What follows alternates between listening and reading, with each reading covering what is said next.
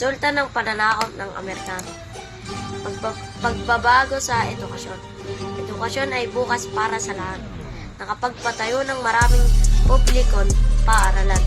Ingles ang wikang ginamit sa pagtuturo sa mga paaralan. Sundalong Amerikano, mga naging guro.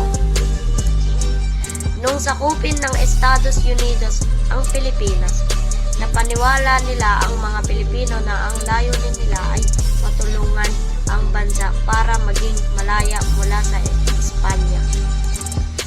Ang pagpapakilala ng sistemang pang-edukasyon ng mga Amerikano ay isa sa mga resulta ng kanilang pananakop sa Pilipinas at ang epekto ng impluwensyang ito sa buhay at kultura ng mga Pilipino sa panahon at pagkatapos ng kolonyal na panahon ay napakalawak at ito ay kinikilala bilang pinakamalaking contribution ng mga Amerikano.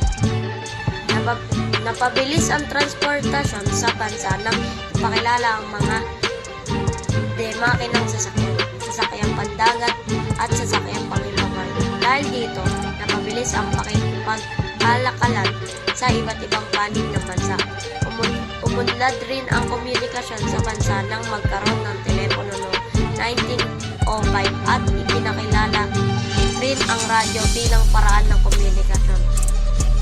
Nagkaroon ng malaking pagbabago sa buhay ng mga Pilipino ang pagdating ng mga Amerikano. Dahil dito, marami sa mga dating tutol sa pamamahala ng mga Amerikano ang sumuko at nakipagtulungan sa